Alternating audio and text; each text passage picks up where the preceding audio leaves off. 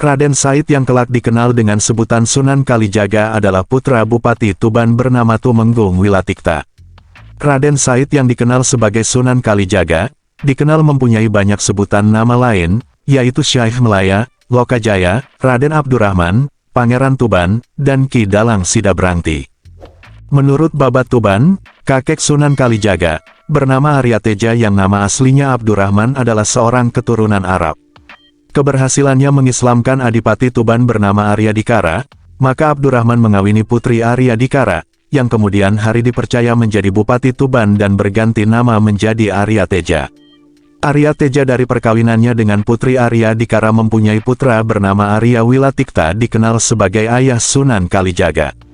Berdasar kepada hasil penelitian terhadap naskah Babat Tuban, pakar sejarah kuno C.L.N. van den Berg, dalam Le Hadramaut et les Colonies Arabes dans, 1886, menyatakan, bahwa Sunan Kalijaga adalah keturunan Arab. Demikian pula H.J. de Graaf pakar sejarah Jawa kuno membenarkan isi Babat Tuban dan pandangan van den Berg, bahwa Arya Teja I, kakek Sunan Kalijaga adalah orang Arab, yang memiliki silsilah hingga Abbas bin Abdul Muthalib paman Nabi Muhammad. Dengan demikian, isi naskah Babat Tuban, juga hasil riset dua orang pakar sejarah Jawa kuno yaitu van den Berg dan de Graaf menunjukkan kesamaan dengan silsilah Sunan Kalijaga dari keluarga R.M. Muhammad Sudioko yang merupakan keturunan dekat Sunan Kalijaga. Silsilah dari R.M. Muhammad Sudioko ini bertemu dengan sumber Babat Tuban, dan pendapat de Graaf maupun van den Berg, yang menyebutkan Sunan Kalijaga adalah keturunan Arab dari galur Sayyidina Abbas bin Abdul Muthalib, paman Nabi Muhammad. Demikian mengenai asal-usul dan nasab Sunan Kalijaga berdasar kepada naskah Babat Tuban, hasil riset dua orang sarjana pakar Jawa kuno yaitu H.J. de Graaf dan van den Berg, dan silsilah Sunan Kalijaga dari keluarga R.M. Muhammad Sudioko menunjukkan hasil yang sama yang menyatakan, bahwa Sunan Kalijaga adalah keturunan Nabi Muhammad dari galur Sayyidina Abbas bin Abdul Muthalib, paman Nabi Muhammad.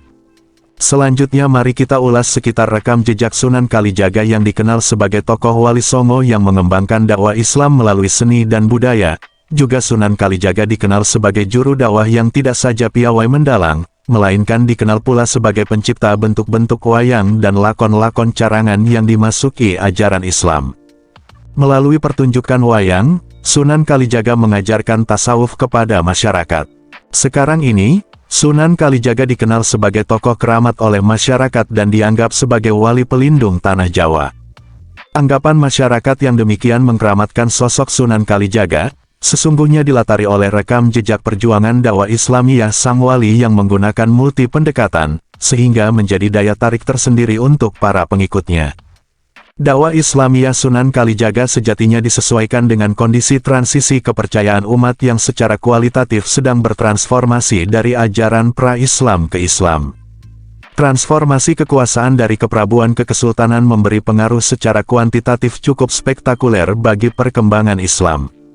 Pada kondisi seperti itulah, Sunan Kalijaga memainkan peran sentral dengan segala keunikannya, sehingga menjadi daya tarik tersendiri untuk masyarakat yang sedang mengalami transformasi kepercayaan.